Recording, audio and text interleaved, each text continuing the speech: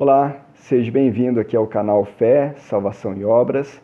Nós estamos aqui estudando a carta do apóstolo Paulo aos Gálatas. Esse já é o nosso quinto vídeo, a nossa quinta aula, que nós estamos tratando sobre o tema.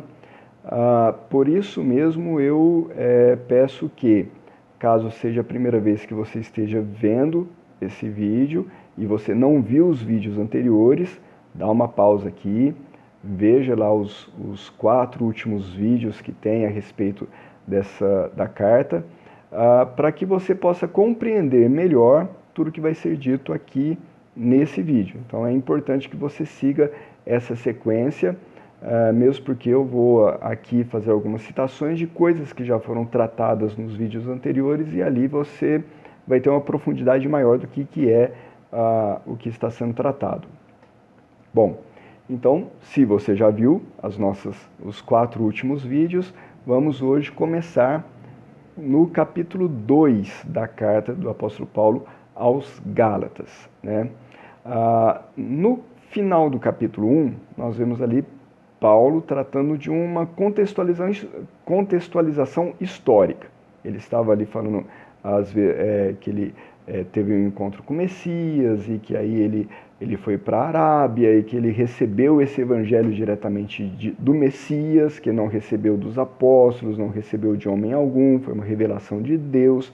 Analisamos que, apesar dele receber essa revelação diretamente do Messias, era uma revelação pautada nos profetas, uma revelação que não estava oculta, não foi ocultada dos profetas, mas os profetas falaram a respeito dela, E ainda dentro dessa contextualização histórica, nós abrimos o capítulo 2 de Gálatas, onde ele vai dizer que, depois de passados 14 anos dessa primeira vez que ele esteve em Jerusalém, que ele esteve em contato com Pedro e com Tiago, ele então subiu novamente a Jerusalém. Este momento em que Paulo subiu pela segunda vez a Jerusalém, após 14 anos, nós temos o registro dessa passagem, um registro muito rápido lá em Atos capítulo 11, onde o que aconteceu? Eles estavam em Antioquia da Síria, em Atos capítulo 10, houve a conversão de Cornélio, Com a conversão de Cornélio, os apóstolos entenderam que o evangelho também era para os gentios, o evangelho também era para os gentios também tinham acesso à salvação através da fé no Messias, e aqueles que haviam sido dispersos pela perseguição que aconteceu por causa de Estevão, que nós falamos no último vídeo, aqueles que estavam dispersos na Antioquia e em outras regiões, eles passaram então a anunciar o evangelho para os gentios, e muitos gentios começaram a se converter, a crer no Messias e a converter-se ao Deus de Israel.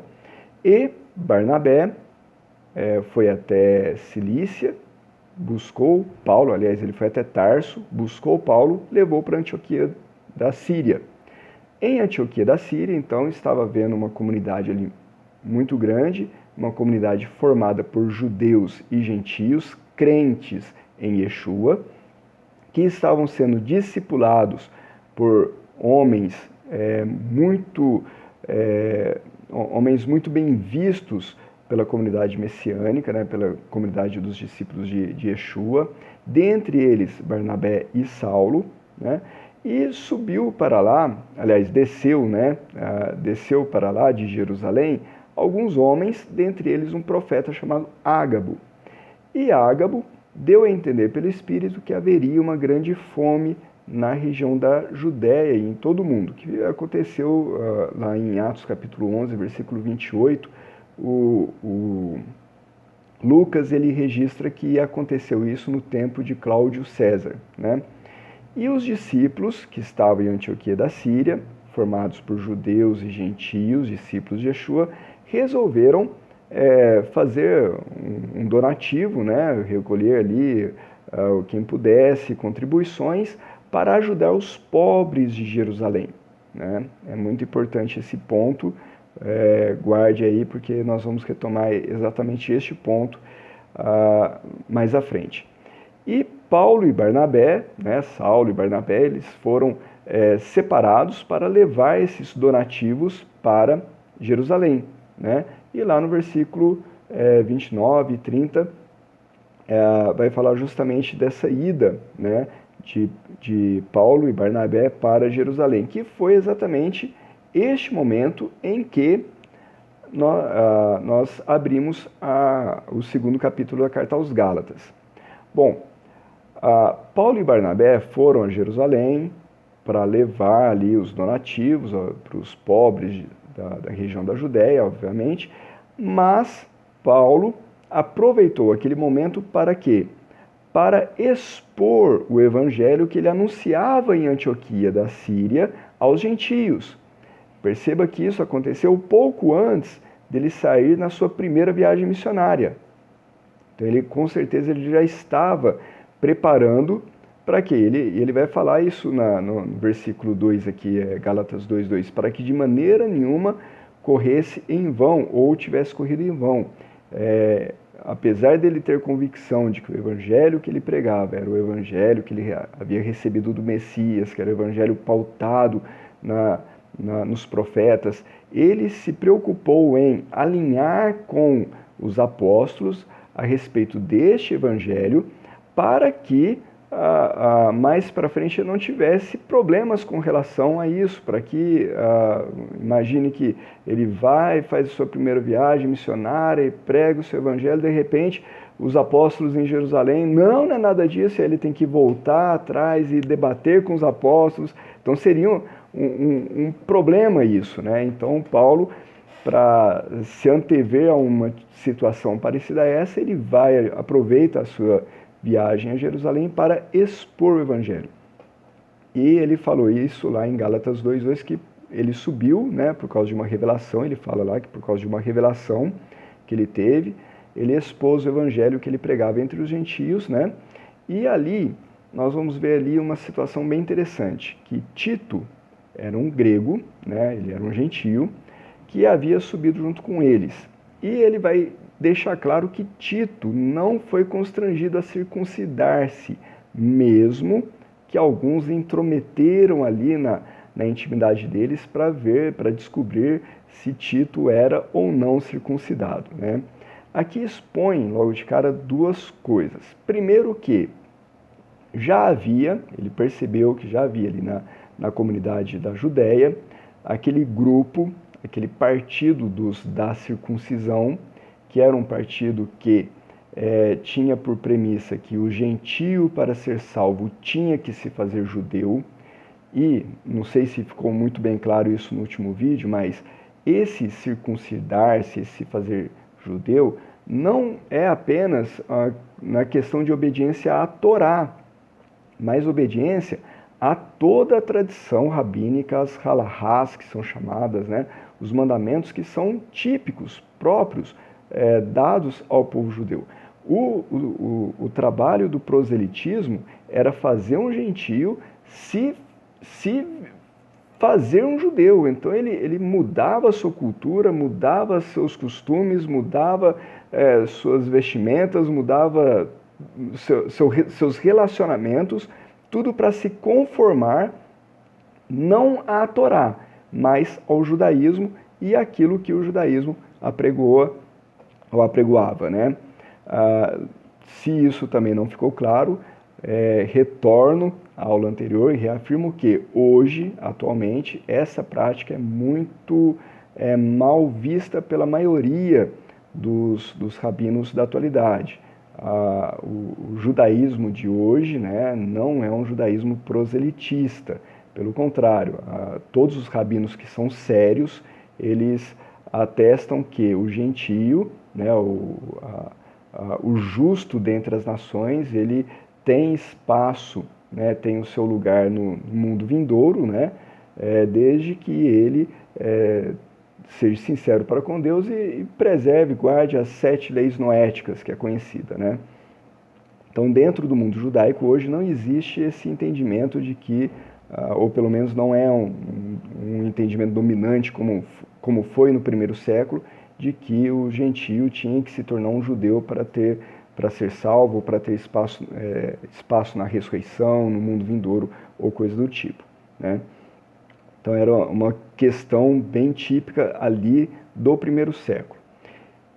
Bom, então ele vai dizer aqui que Tito ele não foi constrangido a circuncidar-se, e obviamente que ele está falando pela liderança apostólica, porque houveram pessoas que intrometeram na intimidade deles para saber se Tito era circuncidado ou não e querer de alguma forma induzir ou forçar para que Tito fosse circuncidado, né? E aí ele vai dizer, mais para frente, no versículo 6, ele vai dizer uma coisa muito interessante. Ele vai narrar da seguinte forma: e quanto àqueles que pareciam ser alguma coisa, quais tenham sido noutro tempo, não se me dá, Deus não aceita a aparência dos homens, esses digo, que pareciam ser alguma coisa, nada me comunicaram. Antes, pelo contrário, quando viram que o evangelho da incircuncisão me estava confiado, assim como a Pedro o da circuncisão. Bom, quem são esses, né, que ele cita aqui no versículo 6 como talvez fosse alguma coisa, né? Provavelmente esses eram os líderes daqueles que eram do partido da circuncisão. Lembrando que eram, na sua maioria, fariseus e crentes em Yeshua. Eram pessoas que haviam crido em Yeshua como Messias, porém eles tinham uma visão ainda muito religiosa a respeito da fé e muito apegada ainda aos costumes judaicos, do judaísmo propriamente dito. Não estou falando da Torá, estou falando do judaísmo, e com essa ideia de que o gentio, para ser salvo, ele tem que passar pela circuncisão e se fazer um judeu. Então esses líderes eram pessoas notáveis. Ele fala que talvez no outro tempo tivesse sido, ou seja, porque fica muito claro ali no livro de Atos e também ali nos Evangelhos, que quando o rabino ou o judeu, ele declarava sua fé em Yeshua, a liderança judaica que não cria em Yeshua, eles rejeitavam essas pessoas, jogavam essas pessoas para escanteio, né? Você vê que os evangelhos narram que Nicodemos era um membro do Sinédrio e era discípulo de Yeshua às escondidas, né? Porque se ele se declarasse, ele saía do Sinédrio, né?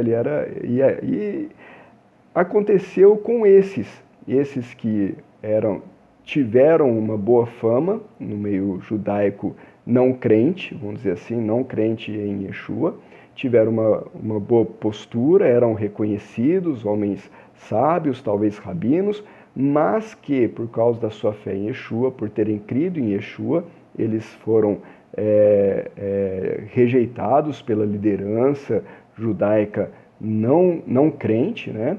E que no meio da comunidade dos discípulos de Yeshua, eles tinham também um certo prestígio. Olha, fulano é um rabino, era um judeu muito religioso, né?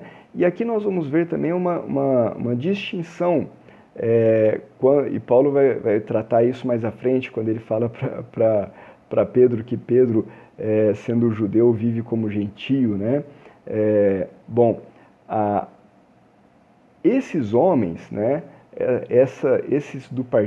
esses fariseus do partido da circuncisão, eram pessoas extremamente religiosas, muito apegadas às tradições. E era esse o problema, né? Esses homens que criaram todo esse embaraço com relação à circuncisão dos gentios. Bom, mas ele vai dizer lá na frente que Pedro, Tiago e João, que eram as colunas, né, dentre os apóstolos, eles sempre foram, ainda quando estavam com Yeshua, eles sempre foram destacados, né, os momentos mais íntimos de Yeshua estavam sempre esses três, né? E eles eram tidos ali como a principal liderança dos crentes em Yeshua, dos discípulos de Yeshua. E esses, ao contrário do que aconteceu com aqueles que vinham do partido, que era do partido da circuncisão, Pedro, Tiago e João entenderam o evangelho que Paulo anunciava, aceitaram e Paulo diz lá que deram as destras, né, em comunhão comigo e com Barnabé. Lá no verso 9 ele vai dizer assim: conhecendo Tiago, Cefas e João, que eram considerados como as colunas, a graça que me havia sido dada, deram-nos as destras em comunhão comigo e com Barnabé, para que nós fôssemos aos gentios e eles à circuncisão. Então, Pedro, Tiago e João entenderam o evangelho que Paulo anunciava, compreenderam que era realmente assim, eles concordavam, era a mesma visão deles, eles estavam alinhados, né? Os três, que eram as colunas ali, os principais apóstolos, e abençoaram e falou: olha, Paulo, vai, é assim mesmo, Deus abençoe, que precisar nós estamos aqui, estamos contigo, né? E recomendando-nos somente que nos lembrássemos, versículo 10, dos pobres, o que também procurei fazer com diligência. Veja, Paulo estava ali, em Jerusalém, justamente porque ele havia levado donativos de Antioquia da Síria para os pobres de Jerusalém. E aqui, Tiago, Pedro e João estão recomendando que ele continuasse esse trabalho. Olha, lembre-se dos pobres aqui de Jerusalém da Judéia. E você vai perceber nas cartas de Paulo como ele se empenhava nas suas igrejas em organizar esses tipos de donativos para levar para Jerusalém. Tanto é que todo o final das suas viagens missionárias acabava onde? Em Jerusalém, levando os donativos que ele tinha colhido durante toda a sua viagem, nas igrejas que ele havia passado, para ajudar os pobres de Jerusalém. E ele fala aos romanos que é justo que o gentio abençoe materialmente os judeus que os abençoaram espiritualmente. Essa troca, né, de bênção, o gentio que recebeu espiritualmente do judeu, abençoando materialmente o judeu necessitado. Então essa é uma recomendação dos apóstolos para Paulo, e Paulo fez isso com diligência. Ele estava executando essa tarefa ali e fez essa tarefa com diligência durante todo o seu ministério. Bom, no versículo 11, nós vamos ter aqui um momento em que Pedro chega em Antioquia e ele se torna repreensível, ele agiu de forma repreensível. Bom, vamos entender aqui o que aconteceu. Olha, o versículo 11, chegando Pedro a Antioquia, lhe resiste na cara, porque era repreensível. Porque antes que alguns tivessem chegado da parte de Tiago, comia com os gentios, mas depois que chegaram, se foi retirando e se apartou deles, temendo os que eram da circuncisão. Bom, nós vimos que Pedro, Tiago e João entenderam o evangelho que Paulo estava pregando, né, de que os gentios são coparticipantes, juntamente com os judeus, da salvação do reino de Deus por meio da fé, né, por crer em Yeshua, por confiar em Yeshua, por entender seu sacrifício, por voltar o seu coração a Deus, por entender a mensagem do arrependimento. Né? Então, esse é o viés pelo qual o gentio se junta ao judeu e juntos ambos se tornam um só povo, o povo de Deus, certo? São coparticipantes por meio da fé. E aqui nós vemos que Pedro estava, ele cria dessa forma e ele estava em Antioquia no meio dos gentios. Bom, qual que foi o problema? Quando chegou aqueles que eram do partido da circuncisão, aqueles que eram mais religiosos, mais apegados às tradições, mais preocupados com a pureza ritual, essa era uma grande preocupação, né, desses religiosos, né, Pedro se sentiu intimidado por estes. Podemos aqui aventar, talvez os de Antioquia da Síria pudessem ver ali os da circuncisão, acharem eles mais santos, mais espirituais, pelo parecer religioso, pelo asceticismo religioso, né? E achassem eles mais espirituais do que Pedro, e Pedro talvez se sentiu ameaçado. Talvez, não estou afirmando, talvez ele ficou com receio, porque quando ele entrou lá na casa de Cornélio, já foi um problema danado, ele teve que se explicar, essa mesma turma, aos do partido da circuncisão, e agora ele ali em Antioquia comendo com os gentios, e comer com os gentios, para esses do partido da circuncisão, era algo grave. Lembre-se que muitos destes fariseus que eram do partido da circuncisão e não criam em Yeshua e estavam ali debatendo com Yeshua, nós vemos várias passagens nos evangelhos de Yeshua debatendo com esses fariseus que eram mais religiosos, mais agarrados às tradições, né? A esse rigor religioso, a essa pureza ritual. Eles tiveram vários embates com Yeshua, por quê? Porque Yeshua comia com os pecadores, né? Quem que eram esses pecadores? Para esses, qualquer um que não fazia parte da comunidade deles era pecador. Quando a população, o povo, aclamava Yeshua, né? O que eles falavam? Esse povo é maldito, porque não conhece a lei, né? Mas que lei que eles estão se referindo? As tradições, aos mandamentos rabínicos, a essa pureza religiosa que eles tinham, né? Essa pureza ritual. Então, este era o entrave, o ser o pecador, ser maldito, é não fazer parte dessa mesma religiosidade que eles tinham, né? Lembra até que lá em Marcos capítulo 7, eles chegam a Yeshua, né?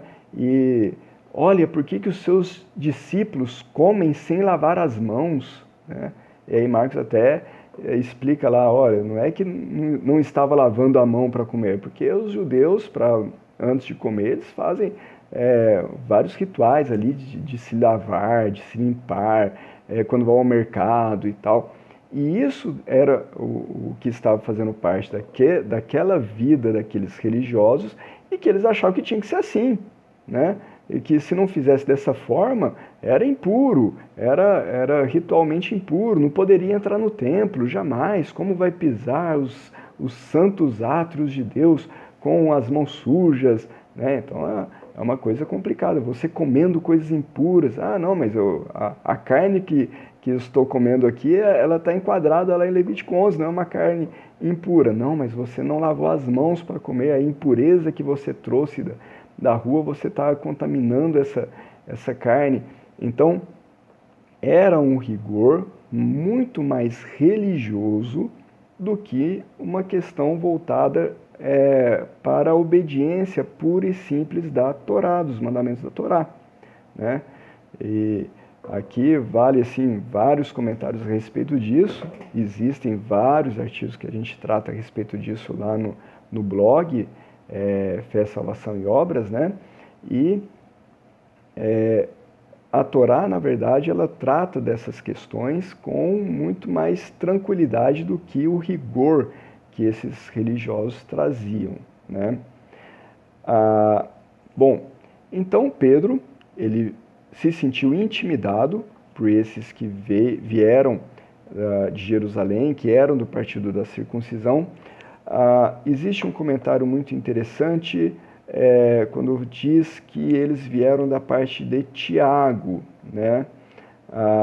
É no versículo 12, porque antes que alguns tivessem chegado da parte de Tiago, comia com os gentios, mas depois que chegaram se foi retirando e apartou-se deles, os gentios, temendo os que eram da circuncisão. Aqui o da circuncisão não era do partido da circuncisão. Tiago não mandou estes para ir lá em Antioquia e fazer um trabalho com os gentios ali para que eles fossem prosélitos, né? Não partiu de Tiago isso. Eles vieram de Jerusalém e é muito provável que eles se apresentaram como tendo sido mandados por Tiago. Por que isso é muito forte? Porque lá em Atos capítulo 15, Tiago vai escrever como se tivessem sido enviados por nós, sendo que nós não mandamos, né? Atos capítulo 15, Tiago fala na carta que Tiago escreve aos gentios, ele lida justamente, ele desmascara esses homens, falando, olha, eles foram aí como se tivesse partido de nós, mas nós não os mandamos, né? Eles estão indo aí por conta deles. Nós não temos parte com isso, né? E Tiago tinha acabado de dar as destras a Paulo e compreendia e entendia da mesma maneira como Paulo com relação à salvação por meio da fé. Bom, quando Pedro age desta forma, com hipocrisia, né, temendo o homem, né, temendo ali o que esses homens poderiam falar ou fazer,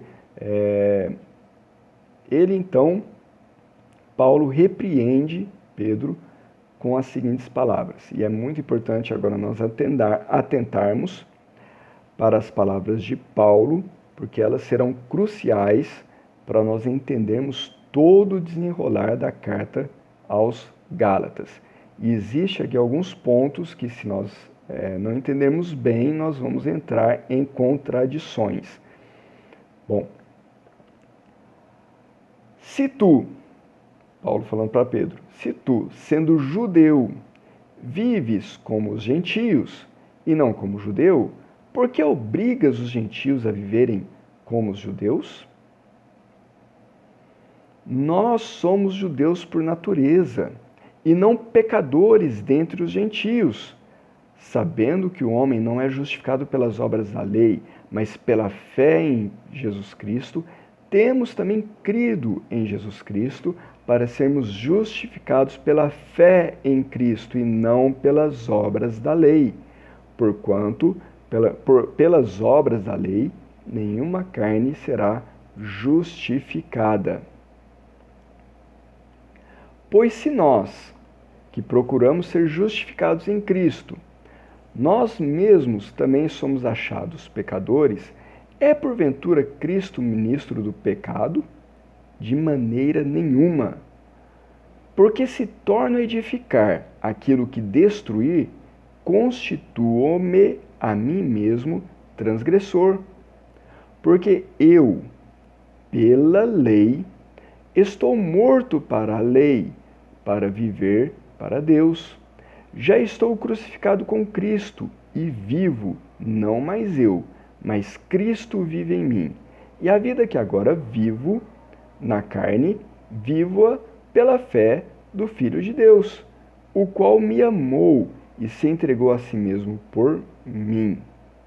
Não aniquilo a graça de Deus, porque se a justiça provém da lei, segue-se que Cristo morreu debalde ou em vão. Bom, vamos dissecar aqui a fala de Paulo e entender aqui a repreensão de Paulo a Pedro, né? Bom, quando ele fala, se tu sendo judeu vives como gentios, é claro que ele não está acusando Pedro de viver como se fosse um gentio, como se não tivesse conhecimento da Torá, se não conhecesse os mandamentos de Deus, vivendo assim de uma forma totalmente displicente a tudo. Não. Paulo está resgatando na mente de Pedro justamente o seguinte, olha, esses que você está temendo aí, esses do partido da circuncisão, acham você como se você fosse um gentio, porque você não é como eles. Você não tem esse rigor todo religioso que eles têm. Você é um pescador, um homem simples, que vive em sinceridade e honestidade a sua fé em Deus. E essa fé é muito interessante porque quando ele tem a visão dos animais impuros ali descendo no lençol, antes de ir a Cornélio, né? Ele fala, Senhor, mas nunca meus lábios tocaram em coisa impura. Ou seja, apesar dele não ser como os da circuncisão, ele entendia o mandamento e ele não colocava coisas impuras na sua boca, aquilo que de fato a Torá trata como impuro, né? E ele aqui então está rememorando o Pedro que mesmo ele sendo sincero, sendo honesto com relação à sua fé, procurando obedecer os mandamentos com simplicidade, ele era tido por aqueles religiosos que seguiam mandamentos mais penosos, porque eram mandamentos humanos, né, que tinham todo um rigor ascético, religioso. Para esses, Pedro era como um gentio, assim como acusaram as multidões que aclamavam Yeshua de ser um povo maldito porque não conhecia a Torá, né? Na verdade, não é que não conhecia a Torá, é que não praticavam as leis do judaísmo, da religião judaica, como eles faziam, né? E aí ele diz, por que você obriga os gentios a viverem como judeus? Ou seja, por que você agora está incentivando que os gentios sejam como esses aí, através do proselitismo, né? Porque a partir do momento que o gentio era feito prosélito, o prosélito ele era oprimido para guardar todas essas coisas. O prosélito às vezes se tornava mais legalista do que os próprios do partido da circuncisão. A fala de Yeshua a esses fariseus, quando dizem que percorre céus e mar, terra e mar, para fazer um prosélito, e quando fazem, o transforma 2 vezes mais filhos do inferno do que vocês, porque realmente esses gentios que eram convertidos ao proselitismo, né, passavam ao proselitismo, e muitas vezes eles se tornavam mais empenhados na religião do que os próprios judeus, né? Então ele está levantando justamente essa questão. Por que você está agindo desta forma, né? Incentivando que os gentios se façam como esses judeus religiosos, né? Bom, e aí ele vai dizer o seguinte, nós somos judeus por natureza e não pecadores entre os gentios. Essa frase, pecadores dentre os gentios, ele está exatamente evocando a acusação que os da circuncisão faziam. Os gentios são pecadores, são pessoas malditas, sem aliança com Deus, sem lei, né?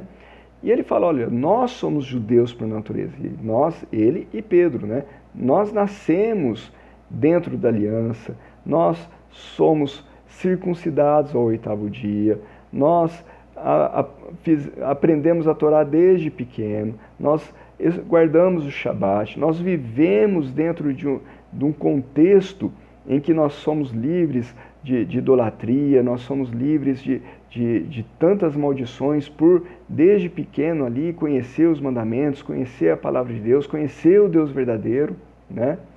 E mesmo assim, eles criam em Yeshua para serem salvos. A questão aqui que Paulo está evocando é a salvação. Mesmo eles, como judeus, como pessoas que guardavam a Torá, como pessoas que procuravam obedecer os mandamentos, que conheciam o Deus de Israel desde pequenininhos, né? Eles criam em Yeshua para terem a justificação, o perdão dos seus pecados, né? A justificação não vinha pelas obras da lei, mas pela fé em Yeshua, em Jesus Cristo. E aqui cabe 2 comentários muito interessantes a respeito dessa expressão que Paulo usa, esse trecho por algumas vezes, a expressão obras da lei. Bom, existem dois comentaristas, Cranfield, que escreveu o comentário crítico de Romanos, e Ernest Burton, que também escreveu o comentário sobre Gálatas. E essa expressão obras da lei, que no grego é erga nomos, né? Essa expressão não pode, não deve ser entendida como sinônimo da Torá, mas sim como expressão do legalismo. David Stern faz um comentário muito bom nesse sentido, mostrando por que erga nomos tem que ser entendido como legalismo e não como a Torá. Aí ele mesmo cita esses dois autores, e ele trata que, de fato, essa expressão obras da lei não é o fruto da obediência à Torá, mas o legalismo. E aqui é importante nós definirmos o que é legalismo. Legalismo é o sistema das leis, é quando a lei tem um fim em si mesma, né? Qualquer lei. Na nossa sociedade nós temos leis. Essas leis, elas servem a um objetivo, que é a nossa vida social. Nós temos uma condição de sair na rua e ter certeza que ninguém vai atirar na gente, né? Pegar o carro e saber que estamos trafegando uma via pública que está regida por normas, por leis, e as pessoas estão sujeitas a essas leis. Então a finalidade da lei é produzir um fim, né? Produzir um objetivo que ali a organização social, a proteção da vida, e existem vários objetivos da lei. A lei ela serve a um objetivo. No legalismo, a lei passa a ter o fim em si mesma, e aí é a lei pela lei. Um exemplo, só para entender bem o que seria esse legalismo, para definirmos bem o que é legalismo. Imagina que nos anos 70, os carros ali que existiam na época, o sistema de freio e tudo mais, permitia na rodovia uma viagem segura a 80 km por hora. As vias eram tudo pista simples, né? Não tinha as pistas duplicadas que nós temos hoje, as curvas assim bem sinuosas, os pneus, o sistema de amortecedores dos carros não permitia uma viagem segura acima de 80 km por hora. Então você tinha uma lei que limitava a velocidade nessas vias a 80 km por hora. Conforme as pistas mudaram, os nossos carros mudaram, nós temos agora o sistema de freio ABS, outras condições, nós podemos manter o mesmo princípio da lei e aumentar essa velocidade mínima para 110, 120 km por hora, mantendo, preservando a vida e livrando as pessoas de acidentes. O legalismo é quando, mesmo nós tendo condições para trafegar 110, você obriga o indivíduo a trafegar 80, porque a lei manda trafegar a 80. Não estamos preocupados com o objetivo da lei, o que a lei deseja com isso. Nós estamos preocupados no que a lei diz e seguimos a lei pela lei. Isso é legalismo. E o legalismo ele acontecia aqui no meio desses do Partido da Circuncisão, que tinham a lei pela lei, né? A interpretação que eles tinham da Torá era uma interpretação muito focada na Torá por si mesma, né? E não no objetivo da Torá. E por isso eles traziam muitas outras leis que não tinham na Torá e que eram as leis ali de lavagem das mãos, dos banhos rituais e lavagem de pratos e tudo mais. São leis que eles tinham, né? Porque entendiam que a Torá, em algum aspecto, falava que tinha que ser aquilo por aquilo, né? Então, o legalismo ele tem esse viés. E o legalismo ele se dá principalmente nas religiões, em toda religião. existe muito cristão legalista, né? Existe muito crente que olha a Bíblia e enxerga a Bíblia apenas de uma maneira legalista. Isso é muito ruim. Bom, um outro comentário muito importante que nós precisamos entender a respeito desse termo obras da lei é que na década de 70 foi encontrado lá na região do Mar Morto alguns pergaminhos, né, que foram denominados aí os pergaminhos do Mar Morto ou os pergaminhos de Qumran, né? E ali foi uma descoberta arqueológica muito importante, porque nós temos ali fragmentos de vários livros do Antigo Testamento e que nos mostra como que a Bíblia que nós temos hoje foi realmente preservada, né, não sofreu adulteração. Trata-se dos manuscritos mais antigos que existem hoje, né, da Tanakh, né, e quando nós lemos esses escritos do Mar Morto, nós olhamos para as nossas Bíblias e nós temos a confiança de que Deus preservou a sua palavra.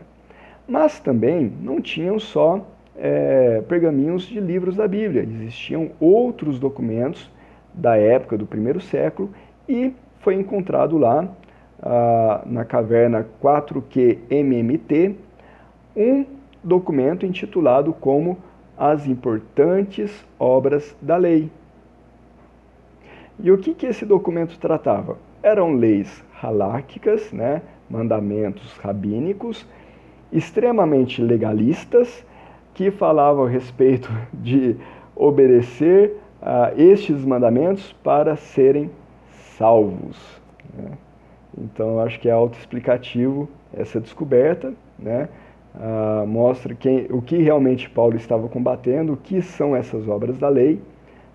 Um documento que era elaborado por rabinos, por religiosos, e que fazia parte ali das comunidades da região da Judéia e, obviamente, era também divulgado por esses que estavam agora lá em Antioquia, querendo circuncidar os gentios, né? Então, o que Paulo está de fato falando a respeito da justificação? A justificação não é por obras da lei, não é por legalismo, não é porque eu fiz isso ou deixei de fazer aquilo. A salvação se dá pela fé em Yeshua. E aí cabe um outro comentário muito importante. O que é fé em Yeshua? Bom, a palavra fé, no grego é pistis, mas no hebraico ela é a palavra emuná. E ela trata de fidelidade e confiança. A emuná, a fé, que é a fé pelo meio do qual nós somos justificados, ou seja, é a fé no qual diante de Deus nós somos tidos como justos, né? Ou seja, aquele que é justo diante de Deus é aquele que tem a fé no Messias. O que é essa fé? É a confiança tal que me leva a ser fiel.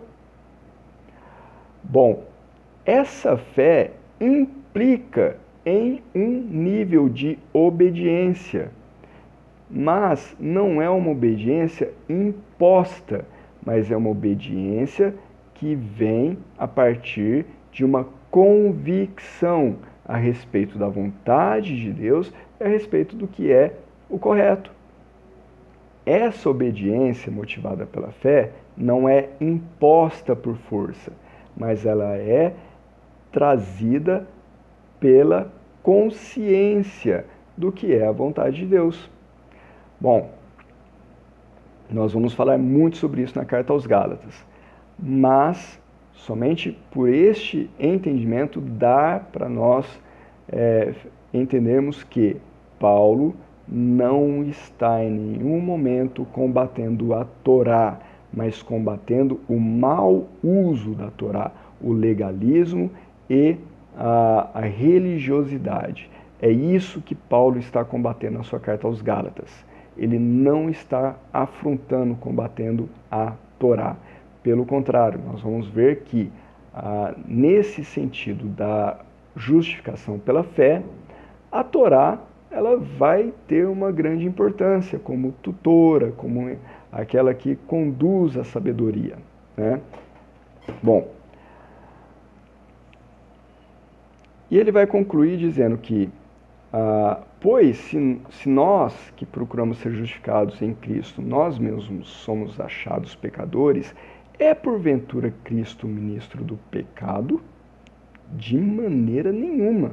Porque se torna a edificar aquilo que destruí, constitua a mim mesmo transgressor. Veja, a nossa fé no Messias nos leva, primeiro, ao arrependimento. Quando Yeshua começou o seu ministério, ele chamou as pessoas ao arrependimento. E o arrependimento consiste em voltar-se para Deus, é o techuvá, abandonar o pecado e obedecer aos mandamentos de Deus.